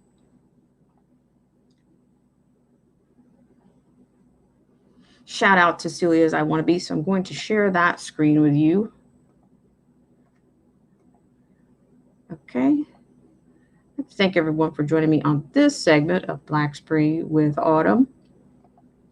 So here again, I'm going to do a bit of paraphrasing here. I'd like to thank everybody so much for joining me. If you've just come in, we've been through a lot of segments on life, and we've seen pro-life segments on this segment. We've seen pro-death segments, and it seems like the pro-death is a majority, unfortunately, of what we're dealing with. So on this, I'll continue. So this comes from the lifenews.com. This is written by Micaiah Bilger, a legislator who sponsored a pro-life law, slams the Supreme Court of the United States. They care more about abortion than women. So this particular senator, she's a Louisiana State Senator, Katrina Jackson. I'll paraphrase some of this. She slammed the U.S. Supreme Court on Monday for putting the profit-driven abortion industry ahead of the health and safety of women. Okay, according to this, Jackson wrote the 2014 law that the High Court struck down on Monday in June Medical Services versus Russo. Okay, the law required abortionists to have hospital admitting privileges to treat patients with potentially life-threatening complications. Quote, "This is just wrong in so many ways," end quote, she said. Quote, "The Supreme Court has issued a tragic decision that continues its practice of putting the interest of for-profit abortion businesses ahead of the health and safety of women. Perhaps a surprise to many, given the Democrat Party's growing abortion radicalism, that Jackson is proudly a pro-life Democrat. She has spoken at the March for Life, and she works to protect human life, born and unborn, as a state lawmaker and attorney. Okay, so there's a video apparently in which Jackson urged people to continue to, quote, pray for life, end quote. She also promised to continue working to protect the most vulnerable people in society. Quote, "Together with my colleagues, both Democrats and Republicans, and women and men, we passed the Unsafe Abortion Protection Act to protect the health and safety of women in Louisiana," end quote, she said.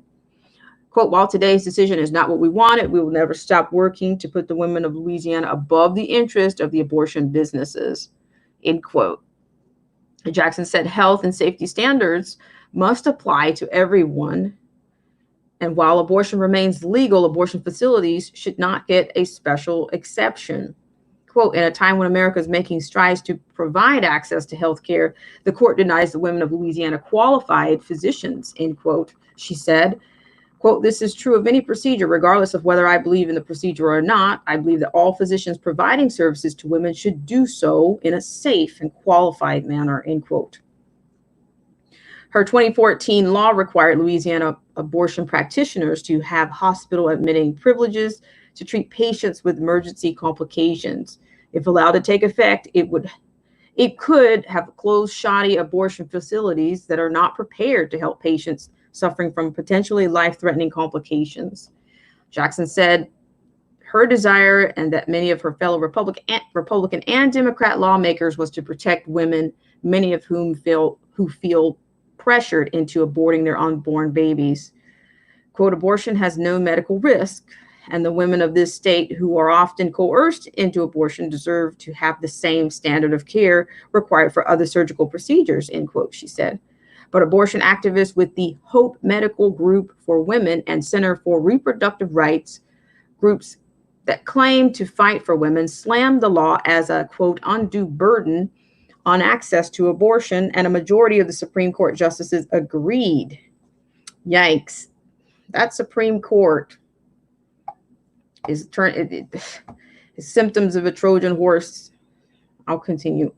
The court's opinion, led by Justice Stephen Breyer, quote, found that conditions on admitting privileges common to hospitals throughout the state have made and will continue to make it impossible for abortion providers to obtain conforming privileges for reasons that have nothing to do with the state's asserted interest in promoting women's health and safety, end quote. Writing the dissent, Justice Clarence Thomas explained the heart of the problem with the court's decision: a legal, quote, right to the unlimited, unrestricted killing of unborn babies forced upon Americans by the highest court in the land. Now, today, a majority of the court perpetuates its ill-founded abortion jurisprudence by enjoining a perfectly legitimate state law and doing so without jurisdiction, end quote, Thomas wrote. Quote, but today's decision is wrong for a far simpler reason. The Constitution does not constrain the state's ability to regulate or even prohibit abortion. This court created the right to abortion based on an amorphous, unwritten right to privacy, end quote.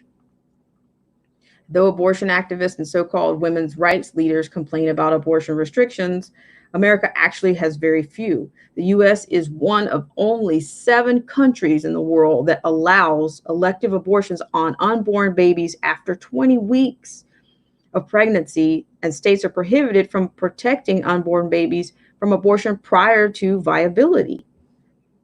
So, I'm continuing here. This is a bit long. I think we're almost to the end here. I'll probably wrap it up a little sooner. With the Supreme Court's recent rulings on Texas and Louisiana health and safety regulations, it appears states now are very limited when it comes to protecting women from unsafe abortion practices too. Yet there's strong evidence that the billion-dollar abortion industry puts profits ahead of people's lives, including the women it claims to help. As the case progressed to the Supreme Court, 2 startling revelations occurred. In November, the Louisiana Department of Justice announced suspicions about alleged criminal activity that may have happened at the C.H.O.P Medical Group, the abortion facility involved in the lawsuit. It accused the abortion facility of hiding evidence of criminal and professional misconduct from the Supreme Court.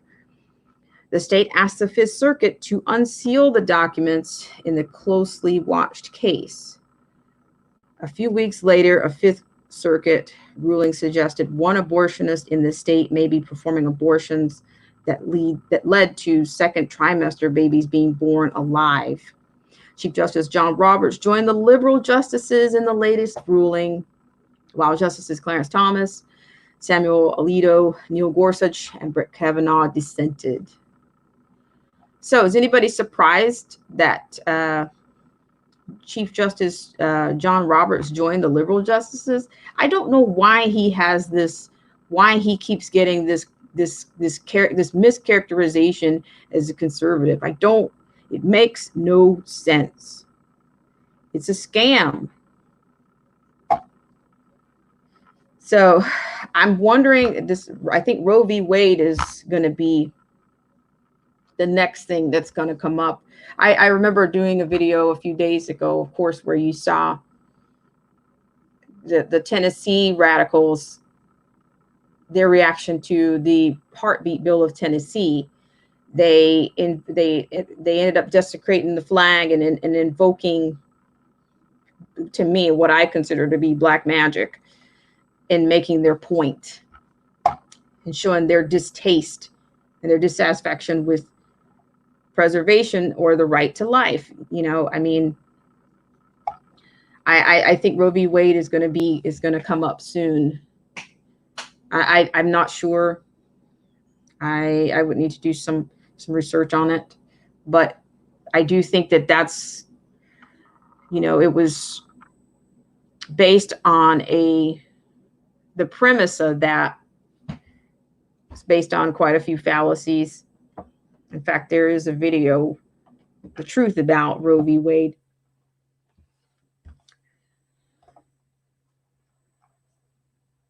So in short, in layman's term, the premise was based on a lie. That's what some of my research supports that. So shout out to everybody in the stream. Thank you guys so much. I will add one other comment. And of course, you know, the thing, everything that they purport about Planned Parenthood and all this, but still you got this dark alley. You know, they, at one point they wanted to, you know, you don't even have to be a doctor to perform this. And so it's no surprise to me that you would have a shoddy facility, that you would have people, you know, you would have people performing this atrocity, and the baby ends up being born alive, and then you know what it turns into next. And so it's a dark situation. And I mean, why do we really want to lead in that? Do we really want to lead the world in that kind of decadence? I mean, it's been a total genocide on the Black community. And the fact that these people are fighting tooth, nail, and claw, you know, say, why do you crave death? Why do you crave blood on somebody else's blood? It's very twisted. It's very demented. So there you go. If you're spiritually wigged out, you have my condolences. So shout out to Cold War Jesus is here. Shout out to Console Fix. Thank you guys so much for coming in. If you could be super helpful to the Channelytics and hit that like button or the unlike button. It's all for the Channelytics, and it supports the channel. Appreciate you guys so much for coming in. You guys are fantastic, each and every one of you. Also, keep an eye out for a poll, because we're going to wrap this stream up within the next 15 minutes or so.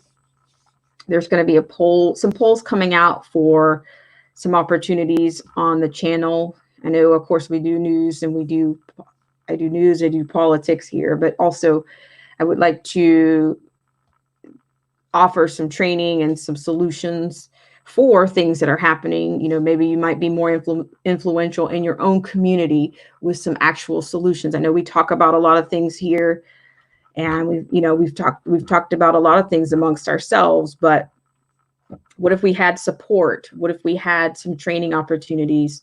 Maybe, maybe you'll be empowered, or you'll feel, reliant enough, self-reliant enough to go into a meeting, a council meeting, or if your kids are going back to school this fall, or if you want to be a part of those conversations.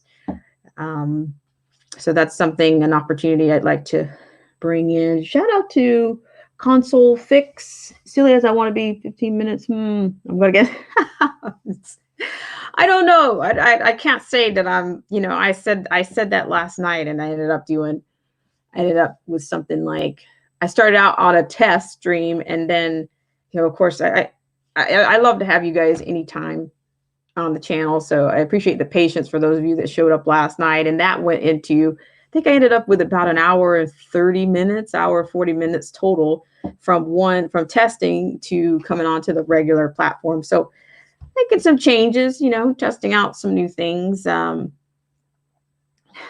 just testing out some things. I appreciate it. Hey, that's a part of your charm, Celia, as I want to be. You bring that to the channel. I appreciate it. A shout out to everybody that's in the stream. Also, I'm going to start doing more night streams in addition to what I do in the daytime. And like I said, please keep an eye out for the poll. There will be at least 2 polls, maybe max 2 to 3 polls that will come out on the community tab. So keep an eye on your community tab. I'd love to get you guys feedback on some of the civic literacy and some opportunities that we have available. So I thought, why not get your input and see what makes, and see what, what do you want to see? What would you like to work on? Shout out to you said, Rapper says July 4th, we need to fight back. I'm not sure what's I just think because we have so much going on, so much domestic terror factions going on, that I think that, for everything that's not closed, I think those areas could be very much soft targets. I don't know where you guys are, but I'm not sure if is anybody here doing a barbecue or doing any large group activities. I remember, I don't know, people used to go to the movies. I don't know, barbecues. Who knows? I mean, I even suspect that people that are flying, flags and things may very well be, targeted. I don't mean to be a negative Nelly or gaslight anything, but I just think people need to remain vigilant. As with any holiday, but especially with the climate that we are in, everything is, you can't be too careful. Shout out to Old Head Deuce, who says, am I stuck? Oh, okay, a little bit of a stuck there. Bad idea. Maybe talk to your family and friends about it. July 4th, Stiliaz says, could be the start of the fight back. The Tree of Liberty is watered by it. Well, I've heard that. So yeah, flew flags here in Vegas Sunday through the Strip. Nice. Let's see. Shout out to, let me just do a quick shout out here. Console Fix, thank you so much for coming in. I appreciate you guys for hitting that like button, and for those of you that shared it. Shout out to Derek C. Williams, wherever you are. Thank you so much for sharing out the stream today. That is so important to the channelytics. Very important to the channelytics. Shout out to Celia's I Wanna Be, the Rapper 10,000, Console Fix. Shout out to Cold War Jesus. Cold War, nice to see you. I almost missed it. It says we need one more conservative in South Carolina. If we re-elect the president, we'll get it. Shout out to you. Shout out to Luciano. Shout out to Old Head Deuce. Shout out to, let's see who's still around. Thank you guys so much for hanging out. Shout out to Jeff B. Jeff, I really appreciate you for coming in. I remember when you signed off. I appreciate that so much for you coming in. Shout out to Old Head Deuce. Shout out to Keith the Faith. I really appreciate you. And thank you so much for coming by last night. Thank you so much. The moonlighting Black Spring is sometimes that, it's even more, this is still fairly casual, but the moonlighting streams, those are a little bit different. They're we could start out with one. We could start out in politics and end up somewhere else. We could very much. Shout out to, let's see, Old Head Deuce. We have a lot of people in today. Luciano, Jeff B. Shout out to Chrysler Imperial H. Thank you so much, Chrysler, for all that you do. Shout out to Kona Noxik. Shout out to you. Appreciate you guys for coming in. Let's see. Scroll. Let me see. I'm going a little bit slow here. Well, maybe I'm to the top here. So, yes, a shout out to, I said, Garrett Reed. Garrett Reed was in earlier today. S'mores are addicting. You know, I haven't even been around those in a long time. You bring it back. That's pretty nostalgic. It's kind of like Rice Krispie treats. Whip up those really, really quickly. You can whip them up. Shout out to everybody that came out. Shout out to everybody that came out. Let me see who else is here. You guys have made this stream as usual. This is Old Head Deuce says, I get my info from various sources. The news is too faulty. Absolutely, absolutely. Let's see. So yeah, so in about 9 minutes, we will wrap up this segment, the Summer of Dissent. So these segments during in the 10 o'clock hour, that's the Summer of Dissent. And then of course the moonlighting is just, you know, it is what it is. We're going to moonlight. We're going to talk about many things. Let's see.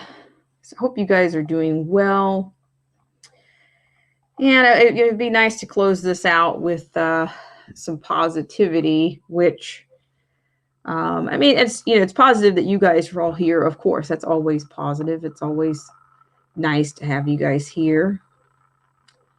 If you guys, what's happening in your neck of the woods this weekend or today? Let's see. My city, along with others, needs to take out these mayors who are ruining our city. Suicide among the lockdowns has risen. Is anybody else in here? Is anybody else dealing with more closures? Or I don't know. From what I didn't remember here Trump saying, I guess maybe while he was visiting like the Ford plant or something, that, you know, of course, that we weren't going to close the country down. We weren't going to close it down again. But it seems like, of course, you've got, you know, like I think in this area, the bars or whatnot have started to close again. I don't, that's a great question, Old Head. Tell me the answer. Cold War Jesus says we're alive in Northern California. Nice to know. Nice to know that. So I don't know. Let's see. Why did Corona cross the road? I don't know. I tell you, if you're driving through Corona, it's taken a long time. I remember moving I've gone 5 miles in 60 minutes driving through Corona, California. I have. Old Head, you said define a new symptom. All right, I give you that. Joke of the week goes to Old Head Deuce. Thank you for that. I think that's a good one. That's a repost. Have you got a meme to go with that, Old Head Deuce? I really appreciate you guys so much for coming in. It's always a pleasure to see you guys and have you on. So what I'm going to do is one more final shout out. Take an opportunity to say thank you again so much to the patrons. Guys, I encourage you all to keep an eye on that community tab. Keep an eye on the community tab. Really appreciate you guys. So what I'm going to do is I'm going to share that. So here again, as always, if you're looking for content, live streams, videos, check out the loyal patrons, the Derek C. Williams, the Killer Whale channels, Patrick Jane Forums, the Angel Munez Variety Show, The Definition of Anarchy, Sandy K, Chrysler Imperial H, Little Miss Goth. Check out the pages. You never know what you might find. You never know. You might find a kindred spirit. You might find stories that you enjoy. You might enjoy just the overall camaraderie or the tone of the content creators. I mean, we have many content creators in the stream, by the way. I would be remiss not to acknowledge that. Old Head Deuce, do you have something coming up? Silly as I want to be. yeah, the 2A, they're really starting to go after, I think the 2A and the Roe v. Wade, I think are going to that's going to start heating up. I think, you know, I mean, it was heating up last year, but I think because of the election, and we're starting to we're under 4 months. We're under 4 months for the election. So I think that's certainly, things are going to come back. They're going to shore up again, or they're going to end up being in the news again. So yeah, keep that in mind. Oops. Sorry about that, guys. Humboldt County. That's cool. I had a friend who went to Humboldt State. Nice. I don't hear that very often. Humboldt. I see. Old Head Dude says, I used to make content. Maybe in the future. Hey, we'll be glad to come over and check you out without a doubt. Send people your way. Rapper 10,000. Shout out to you guys. So we're about 4 minutes. The goal here is to do 2 hours today. 2 hours minimum. I am still working on the, you know, trying to shore up the hours around here. You know, who knows? You know, if there's a lot of content creators, you know, they became official on this platform, and then they got demonetized. So not saying that that's going to happen to me, but you know, you can't. I mean, how can you tell? How can you tell? So, oh, Cold War Jesus. Cold War Jesus says, I have an election video up. Very cool. Very cool. So I will come over to your channel and see what's happening. Appreciate you guys. So Cold War Jesus. Anybody else have anything happening? Let's see. Crowder has been stricken. Is he stricken from YouTube? YouTube, or is it Facebook? Oh, wow, console fix. That would be amazing. I've got about 7. Just FYI, that's a good point. I have about 7 playlists. I have 7 playlists. The number 7 is the newest one. Number 7 is the newest one. So there's certainly a playlist out there for you. There's number 1, 6. I think one of the live stream one is the one with the longest one. So that's a good playlist. So if you're behind on any of the live streams, if you're in replay, or if you just got some time to kill, or you can, you know, it would be amazing if you could run that. In fact, I owe people on here hours, and, you know, I usually try to, you know, take a, you know, quid pro quo, you know, but it's not something that you have to do. I try to run playlists for people that frequent the channel. And right now I owe Chrysler Imperial quite a bit. I probably owe, yeah. So I need to catch up on that. In fact, I will do it today.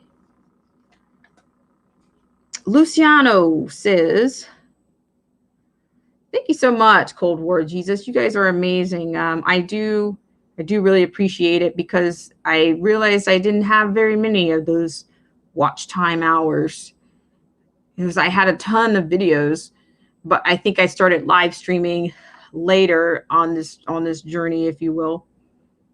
Luciano says PTP is on tonight with an auction. PTP? Who's PTP?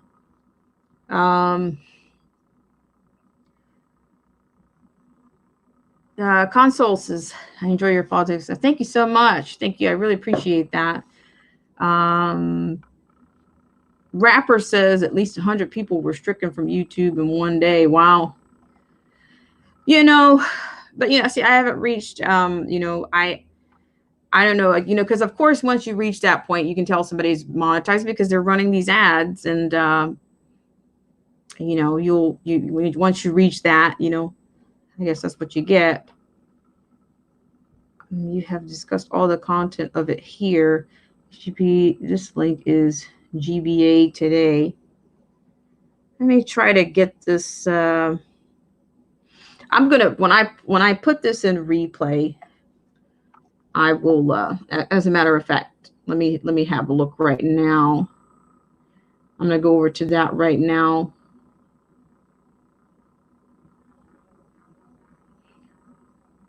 So now that's queued up. Appreciate it so much.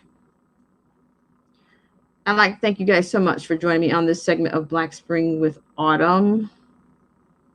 So what I'm also going to do is I might go over someone else's channel.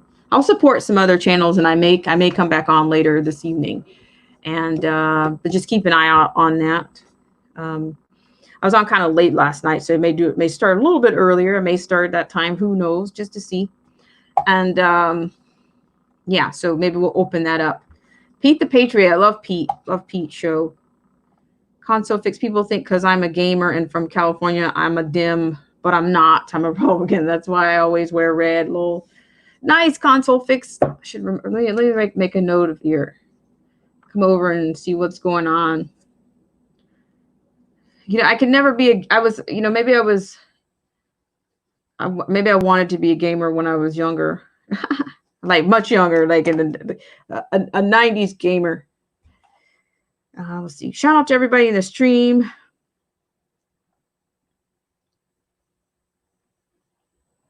Silly as I want to be. Silly as, are you in NorCal?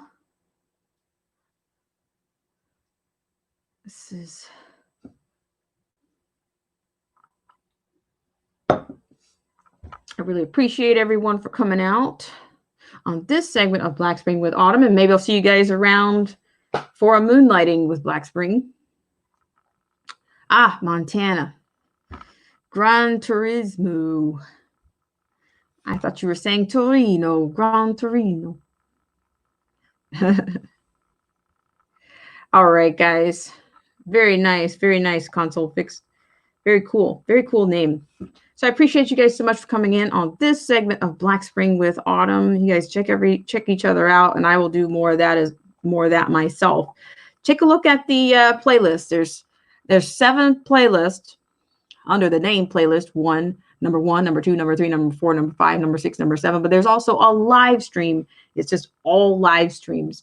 And if you're interested in catching up, then you'll be able to do that on the live stream. So once again, I look forward to seeing you guys in the next live stream, next video, or in the comment section. So have a great rest of your day, guys. And thank you for joining me on this segment of Black Spring with Autumn.